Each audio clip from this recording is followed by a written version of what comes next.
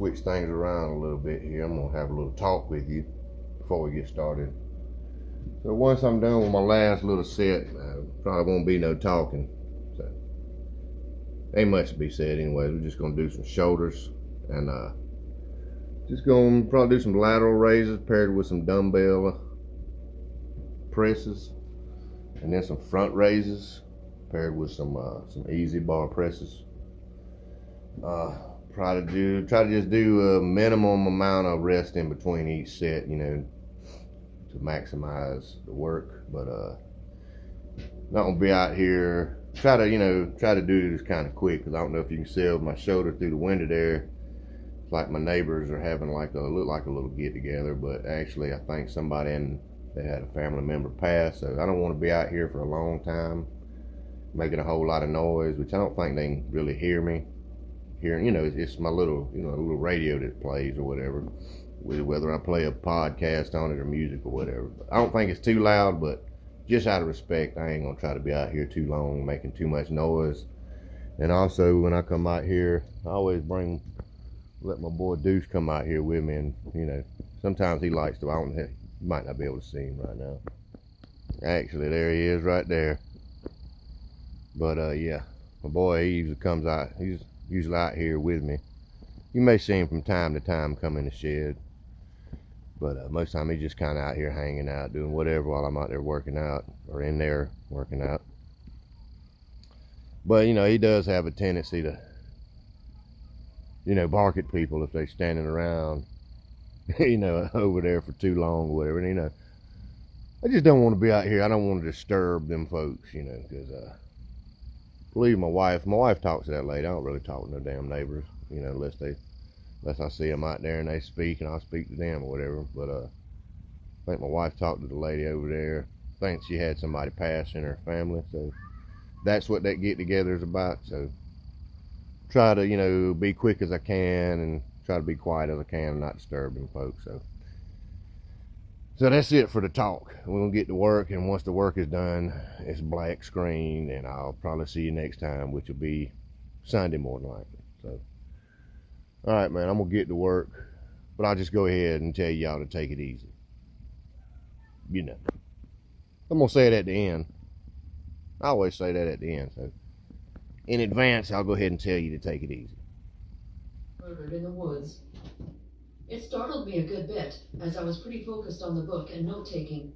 But I remembered that Grandpa and Dad always talked about there being panthers that would wander through this area every now and then, but they would stay away from a campsite as long as there was some sort of light, like a fire.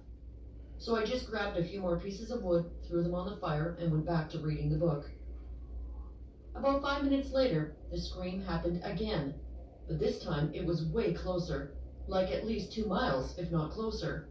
And I remember sitting and thinking, the panthers are coming this way, but it sounds like they're making ground pretty quickly. Maybe it was closer before the firewood, and figured it would be a good idea to spend an hour or so collecting a decent stockpile, but as I'm doing it, I start smelling the same pungent odor I smelled the day before on my hike in, and I mumbled jokingly, "The skunks are following me." I continue to collect the firewood, but slowly the feeling of being watched begins to come over me. Not like all of a sudden I felt I was being watched. It gradually came over me, and I felt like I was definitely being watched. And I began to scan around me to see the direction I thought it came from, and in the direction I thought it was going. And I soon realized it was either going toward or coming from the area where my camp was set up. So I began following the track toward my camp to see how close whatever or whoever it was had gotten. And when I reached the point where the tracks kind of stopped, I was more than a little surprised to find they stopped about 50 yards from where my campfire was. Because I could clearly see the campfire, I became more concerned about the feeling of being watched. There was nothing major blocking my view of the fire.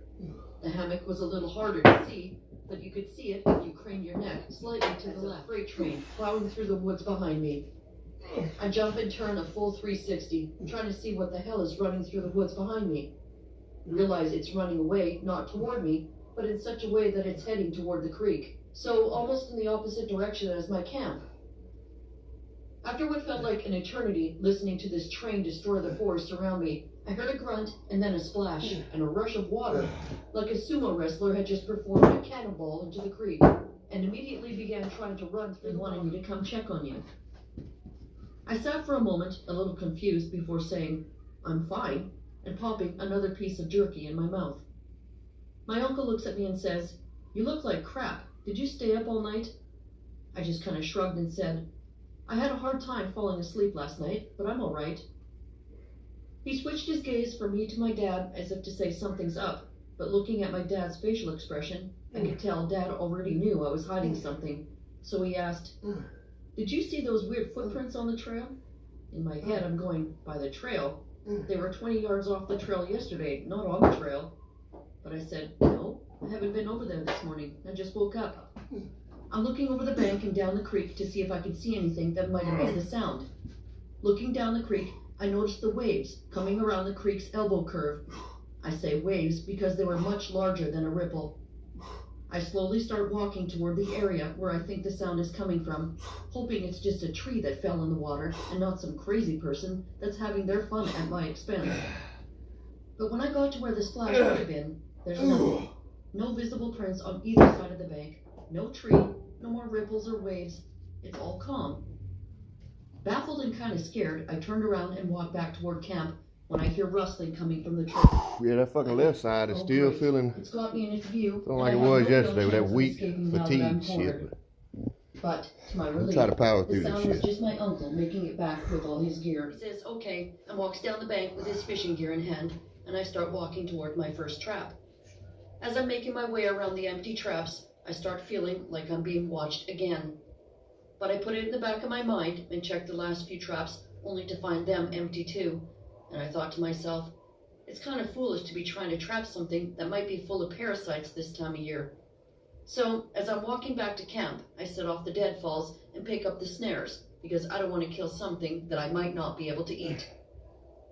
When I get back to camp, I see my uncle still fishing, and I decide to join him with what remaining sunlight we still have. We catch enough to feed both of us and make our way back to the fire. After we ate, we just sat around. He told me he was going to head back and let my dad know nothing was wrong. He asked if I wanted to go with him, but after the uneventful night I had with him there, I was more confident that whatever was around the first 2 nights had moved on, and I felt more at ease with continuing my camping trip. I helped him get his stuff packed up and asked him if I could keep the cast iron scale he had brought to fry fish with. Then watched him leave before making my way to the creek to check my drop poles and yo-yos. I found 2 poles with a nice sized catfish on each and got excited. As I'm sitting there waiting, I can hear 2 ATVs coming through the woods in the distance. I know they're close, but I also know they have to walk through the woods, and one of these things just ran through there to get to me. I recognize one of the ATVs as my grandpa's and remember that he always kept a loaded pistol in a holster he had tied to the handlebars. I remember shouting as loud as I could, "Papa, bring your pistol, bring your pistol," hoping he would hear me.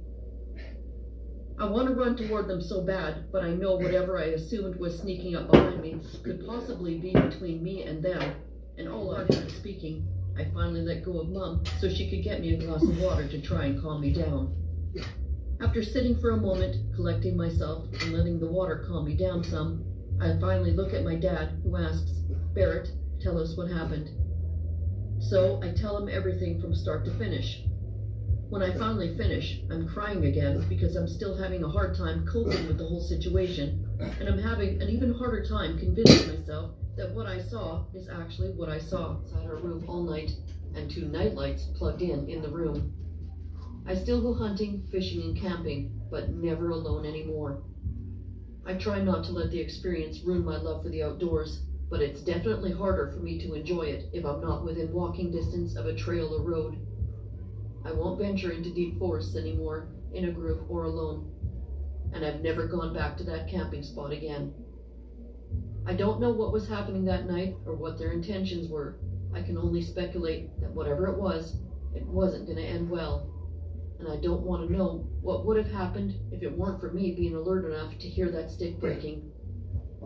I said I wish I never would have cut that light on to see what I saw. What I assumed were 2 trees above my head, just inches away.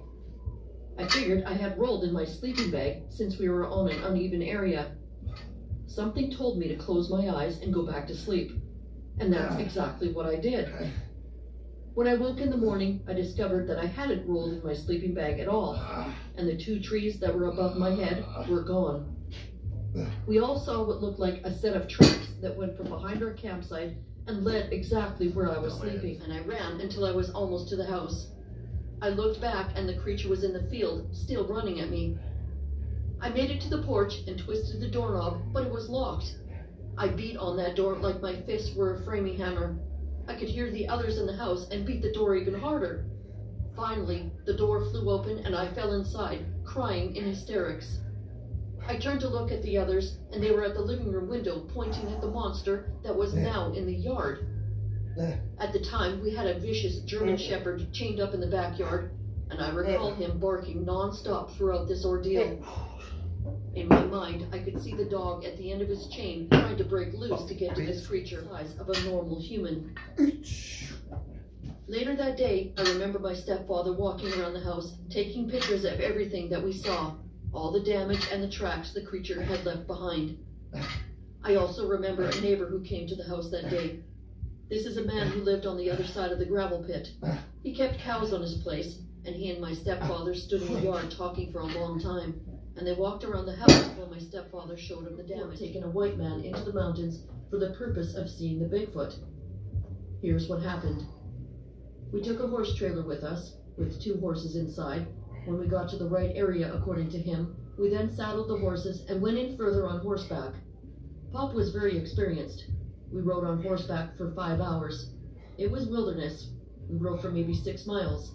Then we stopped and tethered the horses. We had arrived at a flattened out area where there was a simple sleeping lean-to. On the tree at this campsite, there were hoists for pulling the deer or elk up onto the trees for skinning purposes. We dumped our gear and got a fire going. Then we began hiking on foot for about 1.5 hours. Does wearing hats cause hair loss? Of course not. This is the Hims topical finasteride and minoxidil spray. Hims has Fuck been up. the greatest company. Fucking goddamn I started commercial. hiking this 4 months ago, and I am Behind the trees. Then we also left. I assumed that they would come back soon to retrieve the sandwiches that we left in the clearing for them. The shorter Bigfoot seemed younger to me. Initially, when they first arrived, the shorter one made a move as if he was going to come get the sandwiches. But the bigger, seemingly older Bigfoot made a grunting noise, at which point the younger Bigfoot stopped advancing towards the sandwiches. Then, as I said, they both just stood there looking at us. Their arms are long, so their hands were at the level of their knees. They also had long legs and really massive shoulders. When they backed up into the trees, Pop also got up and touched their shoulder.